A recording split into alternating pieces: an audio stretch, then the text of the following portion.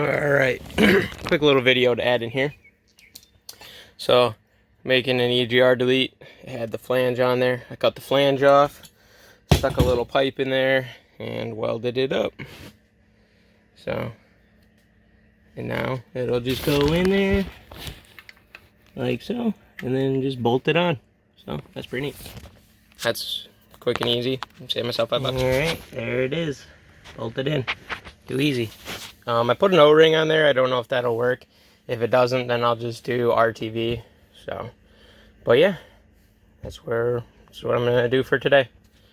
That's all I got. Alrighty, so today we're gonna try and knock out the alternator mount. So I'm gonna be doing down here, and then we're pretty much gonna, here, I'll flip around the camera so you can see. So I have one of the studs from up here. A subscriber said not to use these because I guess they're brittle, or they'll break.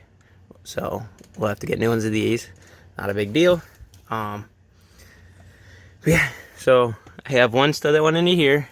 We clearanced back there for the alternator, and then I have this bolt just kind of down through there. So what I think I'm gonna do is there's a bolt hole here, a bolt hole there. And I'm thinking I'm pretty much just gonna, and maybe use this one too. This one actually drains the coolant, so maybe not, we'll see. Yeah, so basically I'm gonna make a bracket that goes to here and there, and it's gonna go down, and we're gonna put basically a place for this to mount to on that piece of steel.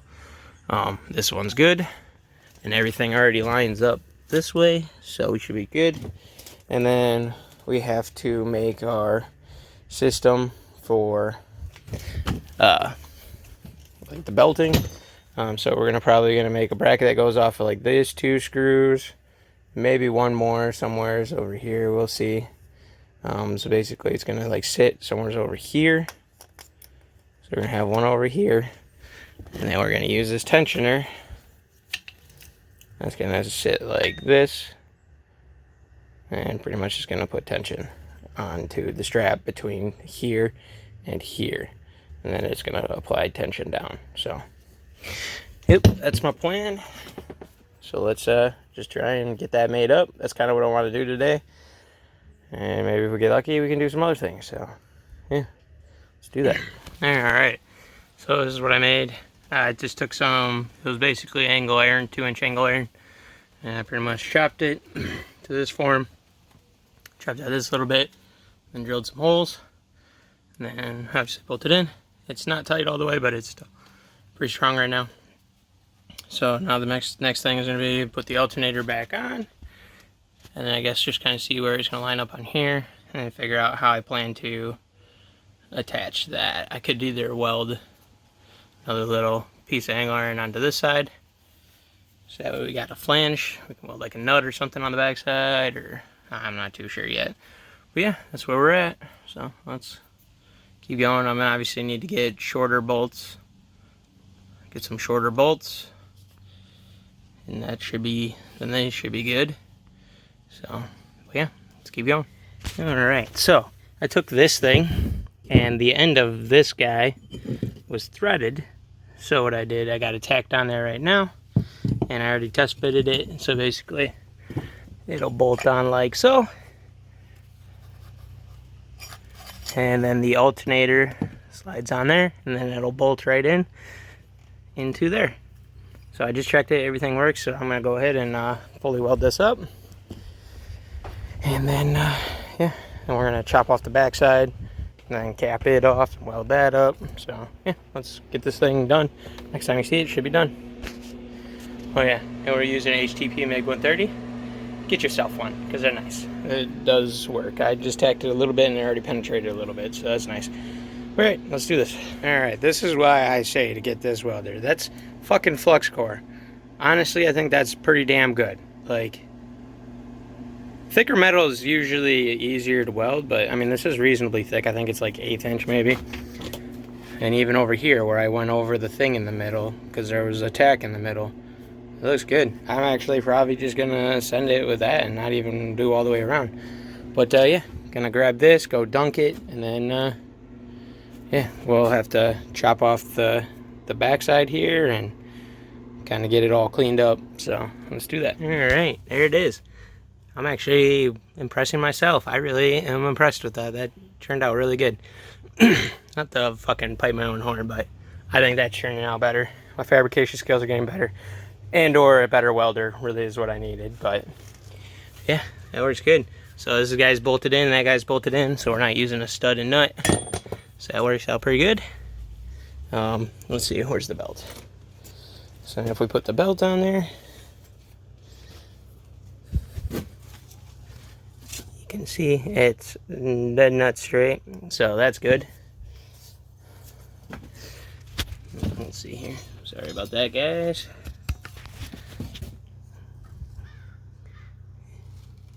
Yeah, dead nuts. So yeah, that's pretty cool. Now all we gotta do is start on this upper bracket to get the tensioner and get this pulley mounted. So let's do that. Okay, so took a piece of angle iron and cut it to like 12 inches just to get it a working length. Drilled a hole. Well, I actually drilled it over here and then I messed up because I want this top piece on top to hide all the nuts and bolts and stuff that are going on in the back here. So I went ahead and drilled, and then we got this one's actually drilled and tapped. I might gonna make a cage for this little thing here to, it's like, so that way it can't spin, because obviously this is a tensioner. It's all the way over that way, so it's technically good as is. But, and then, so we're actually gonna try and shift this. Like I want this guy pretty much straight up and down, I'm guessing. I want about half coil of this. So, and then this will end up with about half too because of that. So, should be good. So now I just need to figure out how I'm going to attach this to the head and whatnot. So, but yeah, that's the gist. Now I just need to finish it. So, let's do that. All right. So, got that on there. So right now it's just the one right here. And once again, I used that alternator thing. Let's see. I don't even know if we got much left of it. I chopped it up pretty good. Just kind of using what I got. Yeah, because there's a edge off of it. Yeah, this is all I got left. So we might actually end up using this too at some point too, because I'm just trying to use up what I got. And yeah, but so far so good. So this one did take a little while because getting it to line up perfectly was kind of a pain in my ass. I do it, but I don't have the ability to. But basically, if I spin this, it doesn't come off. So, and everything seems to be lined up. So, and there is some ability to adjust at this point.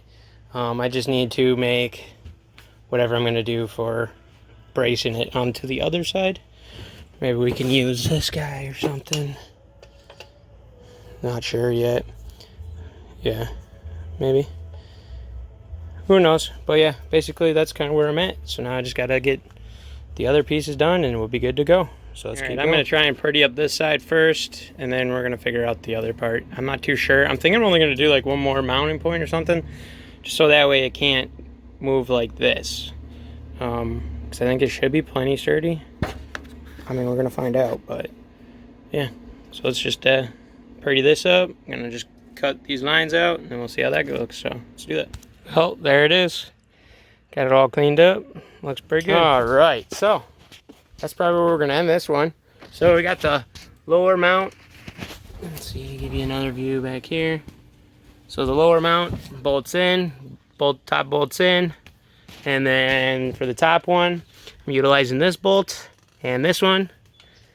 And there is no flex, so it should be good. I mean, the only way to find out is pretty much start it up and then hope to God it doesn't toss a belt. If it tosses a belt, then obviously something's not right.